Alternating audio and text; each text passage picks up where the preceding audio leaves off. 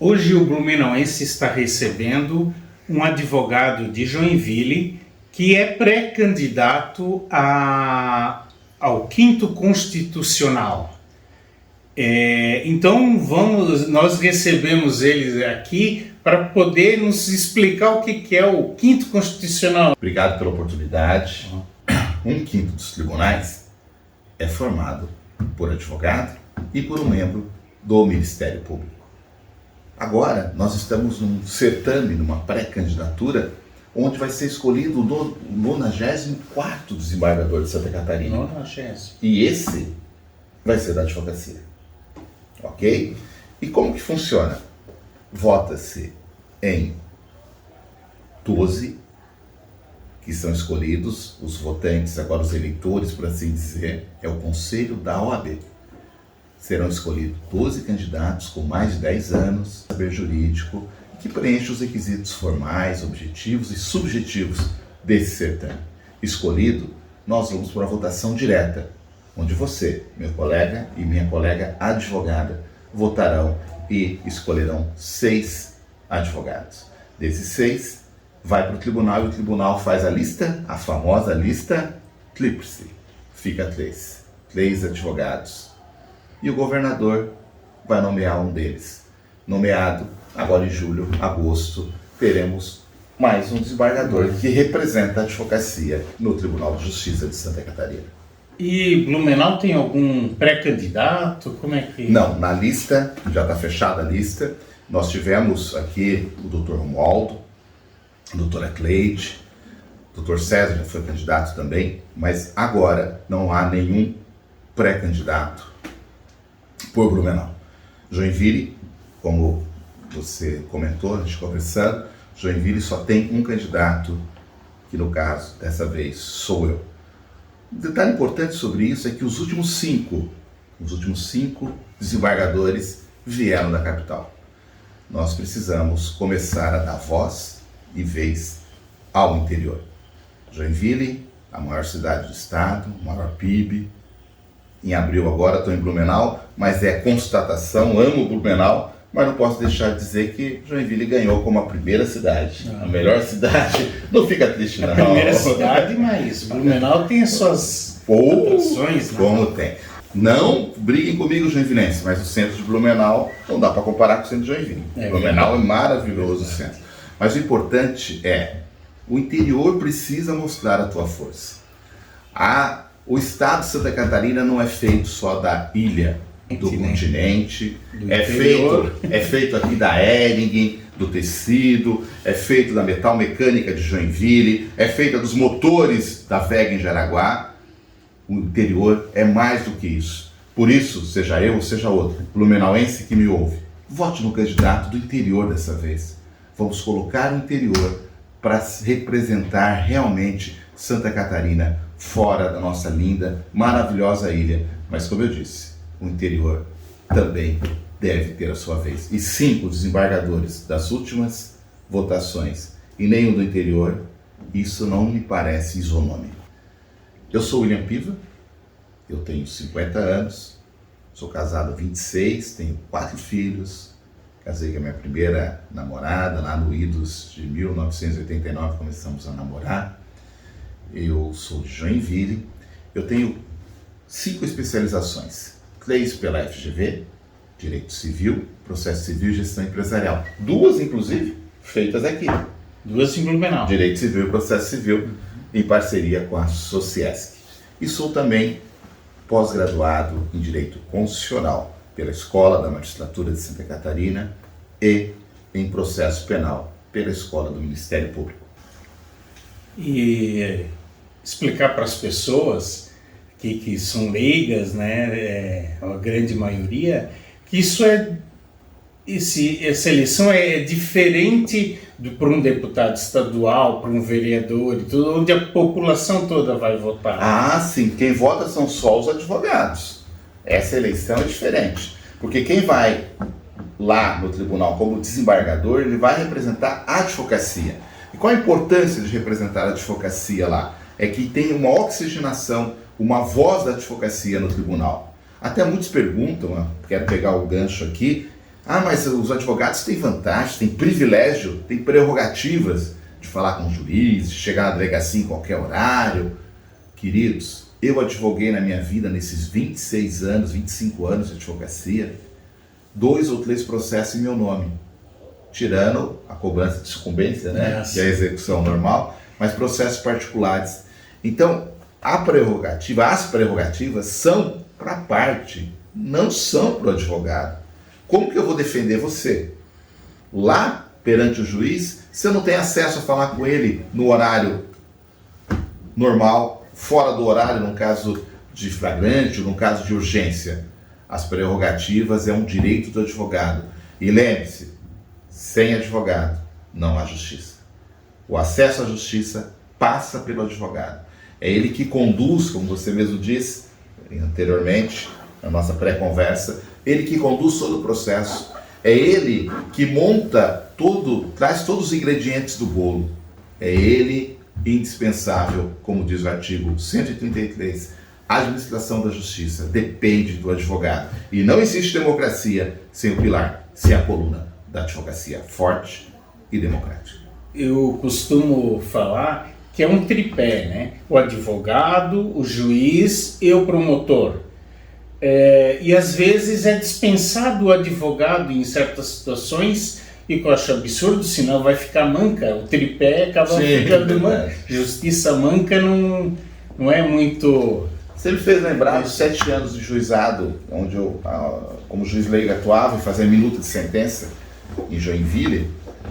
E muitas vezes vinha um advogado à parte e o outro estava sem advogado. E quando eu percebia que estava ali uma disparidade, as armas não estavam equacionadas, eu dizia, nós vamos parar a audiência e nós temos que chamar um advogado para representar a outra parte. Porque, quando possível, um ajuste pequeno, juizado, até 20 salários, a gente sabe que pode ser advogado, mas o que acontece? Na minha experiência, você entra com a ação, se não deu acordo e vem uma contestação, você parte sem advogado, vem uma contestação, aí nós chamamos de réplica, uma impugnação à contestação. Quando isso acontece, a parte se desespera, porque ela não tem a técnica. Então, não terceirize o seu direito. Ajuste, contrate um advogado, ajuste um valor justo, correto entre vocês, mas não perca uma ação, não perda a perda de uma ação simplesmente porque você não teve um profissional para te assessorar. Eu, por exemplo, não vão rir de mim. Eu não sei trocar chuveiro. Fui tentar trocar, levei choque. Eu tenho que chamar um eletricista para me ajudar. É muito simples, mas eu não sei. Então, se você não conhece daquilo e se julga que, embora singelo, não consiga fazer, contrate um profissional para te assessorar. Até porque não esperar que a parte sem advogado, que não estudou tantos anos, né, faça a sua defesa, desproporcional realmente, não tem como. Então, essa é uma situação que eu sempre vi em desvantagem. Porque a parte que pode pagar um advogado está sendo assistida por um advogado e a outra fica lá apavorada, eu acredito. Né? Mas lembrando, se você não puder pagar um advogado, vamos lembrar, nós temos até uma técnica que o tribunal usa muito, 3 salários mínimos. Quem ganha até 3 salários mínimos tem um defensor ativo, seja do Estado ou um advogado, onde a OAB nomeia um colega. Mas não fique sem defesa. Não fique, cuidado com isso. Diz que a cirurgia de apêndice, tem um colega meu aqui, o Carlos Roberto, assistindo essa entrevista, diz que é uma cirurgia muito simples, muito tranquila. Mas eu não deixaria você, advogado, fazer uma cirurgia dessa no meu filho de 25 anos. Ok? Precisa ter um médico lá. Então, embora singelo, você tem a mão do Estado, a mão da OAB, para te auxiliar e nomear um advogado. Mas e se ele fizesse a advocacia médica? Ele também não quer dizer que ele está habilitado a fazer cirurgia. É como diz o ditado, cada macaco no seu galho, né? Assim, doutor, bem baixinho, eu acho que eles não vão ouvir, mas ele é meu amigo, posso dizer, ele não tem medicina, mas a letra já. Só falta a faculdade, a letra dele já é de médico. Já é de médico. A letra muito... O que as pessoas podem esperar, a classe dos advogados, ou a sociedade como um todo, vendo o doutor como um desembargador no Tribunal de Justiça? Vai ser aquele que vai se fechar para a importância da advocacia? Como é que é isso? Ele está lá para representar os advogados nos interesses da advocacia ou da sociedade como um todo? Então, é muito interessante, porque o juiz togado, faz concurso, ele representa, ele está ali representando ele mesmo, como a gente diz, apresenta ele mesmo, e ele diz, julgo procedente, julgo improcedente, mas ele entrou como juiz. Agora, quando você representa alguém, eu tenho ações de empresas maiores, onde a procuração com poderes especiais, doutor, me dá a possibilidade de fazer um acordo, às vezes fora do contexto, que pode prejudicar o meu cliente, mas ele me deu poderes especiais para revogar, para ajustar, para reformar aquele acordo. Não é fácil. Então, a responsabilidade, quanto mais lhe é dado, diz o livro mais vendido do mundo, que é a Bíblia, mais lhe é cobrado. Quando você está representando uma classe, é muito mais efetivo e muito mais responsabilidade do que quando você fala por si mesmo. Por isso eu sempre brinco, comento com os colegas, o que você me promete, William, se você for desembargador, eu votar em você? Não prometo nada. Eu não posso prometer nada, porque o que eu posso te dar, entre aspas, são basicamente 3 coisas. Prerrogativas, que não é sua, é para o cliente, mas evidentemente portas abertas e acesso ao tribunal. O que mais? Honorário justo, num julgamento, aplicar o artigo 85 do CPC de 10% a 20% dos honorários, que, diga-se de passagem, não é matéria constitucional segundo o STF, e prevaleceu a decisão do STJ nesse sentido, não se aplica equidade, até porque, imagine vocês, eu tive uma ação de 1 milhão, onde o juiz me deu 10%, 1% do valor. 1%. 1%. Se eu tivesse perdido o prazo desse processo, a minha responsabilidade era sobre 1 milhão. Então, a maneira que você tem o bônus, você tem o ônus. Isso tem que ser equilibrado. E o detalhe, mas só cortando rapidinho, sim, honorários, as prerrogativas e aquilo que a gente comentou, portas abertas. Eu sou contra agendamento. Nós temos que ter acesso livre, porque o problema não vai ter agendamento. Uma dificuldade não ter agendamento. Então você precisa ser atendido. Isso chama urgente. Né? Urgente. Você precisa ser atendido. É uma garantia. E como eu fiz gestão empresarial, com certeza vou conseguir aplicar isso lá no tribunal. Fazer gestão. Tem um juiz de Joinville que faz isso muito, muito bem. O gabinete dele tem uma gestão muito efetiva e funciona muito bem. As pessoas, de modo geral, não sabem como funciona a questão de honorários e ficam sempre preocupados, não, ele está ganhando demais ou coisas do tipo, mas sabe que foi definido como verba alimentícia, sim, quer dizer, o trabalho dele, a remuneração, não é isso? Tem até alguns clientes que falam assim, poxa, foi 2 folhinhas aqui, terminou o processo e você vai ganhar X. Vamos ajustar isso? Eu sempre comentei com meus alunos, dei aulas de deontologia, de ética, e aí disse assim, você trabalha um mês e o patrão vem e diz para você, combinou algo que é um desconto? Não, é salário, é verba alimentar. Tanto os honorários contratuais que o cliente paga, como sucumbenciais, que é uma punição para aquele que fez deu causa ao ajuizamento da ação, e aí ele precisa ter essa punição até para desmotivá-lo a não cumprir a lei de forma voluntária. Né?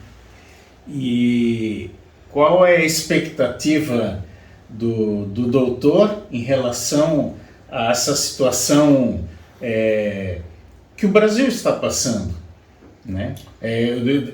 Vai conseguir fazer a sua parte para tirar essas desigualdades sociais nas decisões, porque o doutor não vai julgar sozinho como desembargador, né? Não. A regra é um acórdão, né? 3 julgadores. Isso.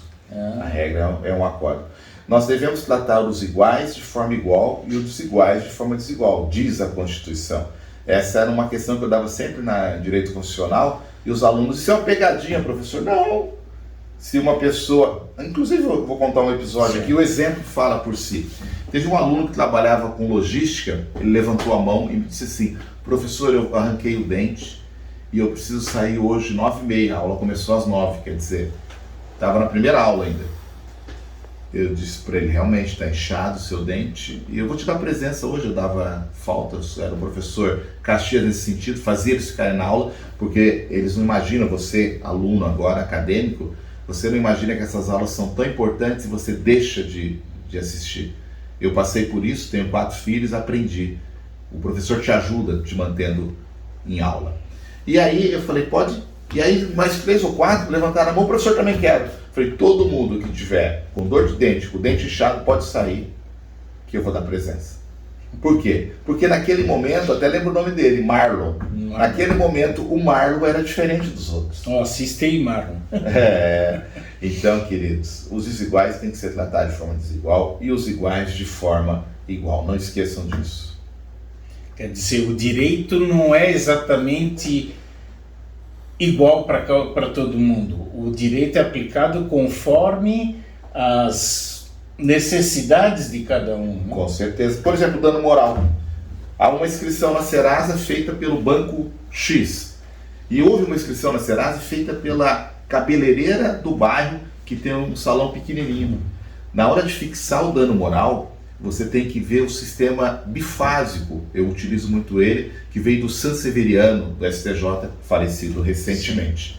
O que acontece? Tem as características objetivas e subjetivas. Se eu fixar para o banco pagar 10 mil reais, para o banco não é nada. Mas se eu fixar um dano moral para a cabeleireira de 10 mil reais, para ela eu posso quebrar o salão dela.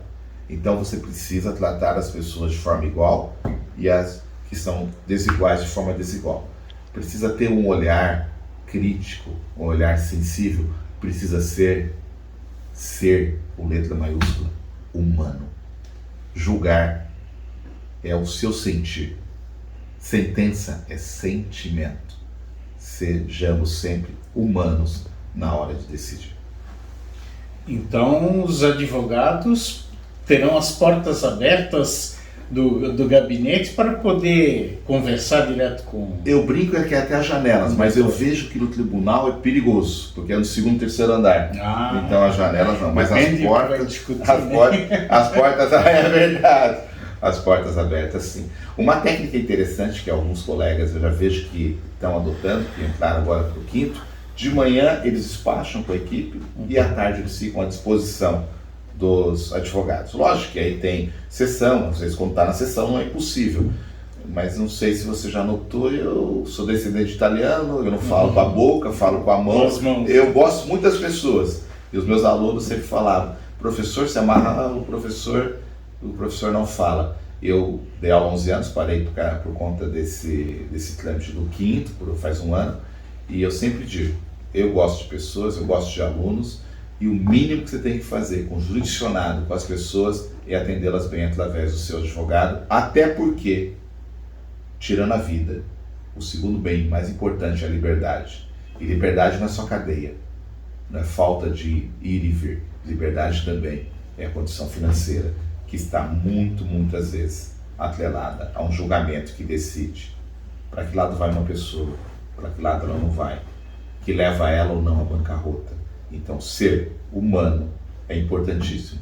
Sentir é sentença. Nós devemos tratar cada um da forma que merece, com efetividade, mas com humanidade. Com humanidade, essa palavra bem importante. Eu costumo dizer que o advogado é uma missão, para muitos talvez não seja. Alguns clientes, né, o pessoal do povo às vezes acha não, ele ganha muito dinheiro, advogados, mas eu vejo que resgatar a dignidade da pessoa é a coisa mais importante. E dinheiro é consequência de um trabalho bem feito, né? Mas aquilo que satisfaz nos advogados sérios, né? Os advogados que realmente são comprometidos com a justiça e tudo mais, eles se satisfazem pela resgatar a dignidade da pessoa, aquela que foi oprimida, mesmo empresa, né? Mesmo empresa, você falou lá da cabeleireira e tal, ela também, mesmo que ela seja meio, representa um negócio, mas o negócio é ela mesma, né? Ela também tem essa necessidade de ser reconhecida tanto como pessoa e como empresa também. E quantas empresas a gente vê aí tendo dificuldades, né? E você falou a palavra, dignidade da pessoa humana. E a gente fala pessoa humana porque tem a pessoa jurídica. Dignidade da pessoa humana é o alicerce, é a base da Constituição. Quantas vezes eu perguntei se prova, falei em aula, comentei e esqueceram. Direitos e garantias individuais, dignidade da pessoa humana. Essa é a base que nós temos que seguir sempre. O ser humano, não o ter, mas o ser. O ser humano precisa ser defendido, respeitado. Essa é a função primordial, essencial da advocacia democrática, correta e efetiva. Então é isso. O nosso papo hoje é bem curto, porque o doutor tem muitos compromissos agora, né? Então a gente aproveitou esse espaço de poucos minutos para trazer um pouco, né, do seu pensamento, dessa sua luta em prol não só da advocacia, como vai representar a advocacia, mas também da população como um todo, né?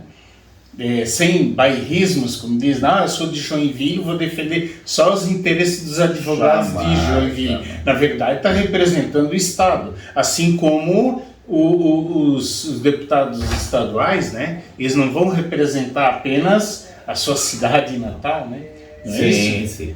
A base, evidentemente, você tem uma base de onde você sai, como já aconteceu aqui, Blumenau já teve desembargadores, Tubarão, Criciúma, como dito, mas Joinville ainda não teve esse privilégio, mas eu levo, carrego uma bandeira assim, não tenho nenhum receio também, estou lá sempre na seccional da OAB, no tribunal, mas hoje a bandeira que eu levo, ela tem uma cor chamada, ela tem um I e um N, ela chama interior.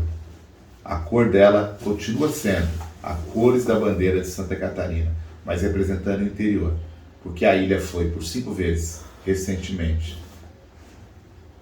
por assim dizer, premiada com o desembargador. E nós precisamos, efetivamente, no interior. Joinville agora não tem candidato de Blumenau daqui a pouco, Criciúma, Chapecó, as regiões precisam ser representadas. E Joinville, como eu disse, não teve ainda um desembargador. Quem sabe você, blumenauense, que me ouve, e efetivando, hoje eu sou pré-candidato, efetivando a candidatura, você é advogado blumenauense, possa lembrar lá do W e do P, William Piva.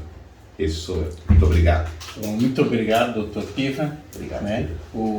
Esperamos que tenha sucesso nessa caminhada, porque é o povo que depende das decisões do Tribunal de Justiça, né? Então tem que ter esse olhar de justiça e do bem comum, né?